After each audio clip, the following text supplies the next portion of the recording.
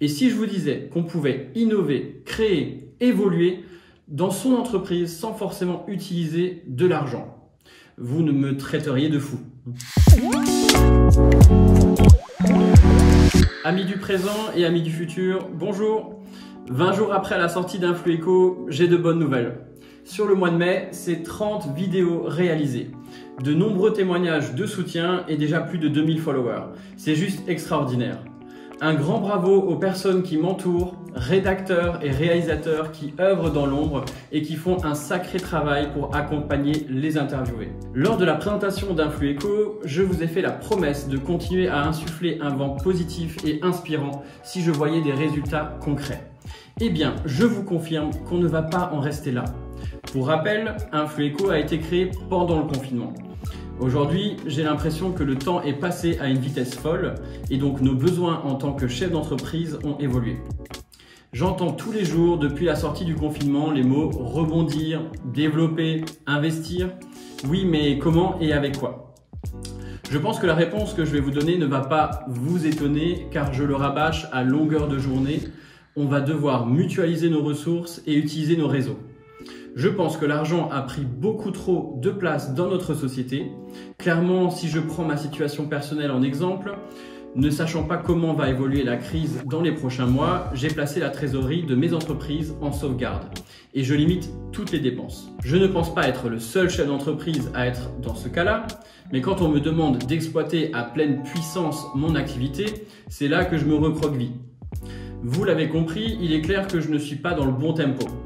Mais comment je l'explique? Eh bien c'est simple, nos décisions sont dictées par la peur et on le sait, l'argent a le pouvoir de vie ou de mort sur nos sociétés. Au fond de nous, on le sait que la peur n'est pas de bon conseil quand il faut prendre des décisions. Par contre, le temps joue contre nous. Car oui, aujourd'hui, c'est le moment de faire ou de tester de nouvelles choses. Pas dans 15 jours, pas dans un mois, pas dans un an, aujourd'hui.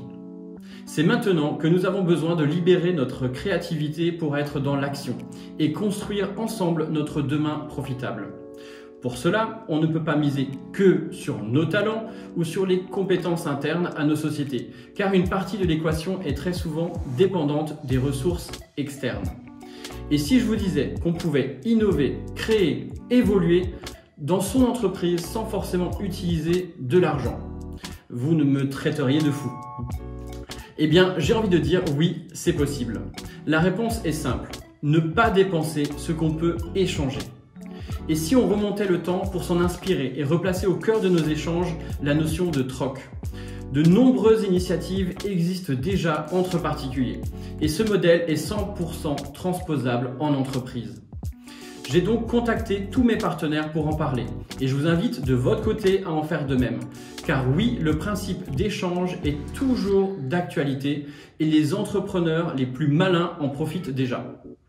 Il faut juste y penser avant de dépenser. Alors, dès aujourd'hui, en plus d'être un réceptacle à énergie positive et à inspiration, Influeco va propulser les annonces des personnes qui recherchent une compétence ou un savoir-faire en Alsace.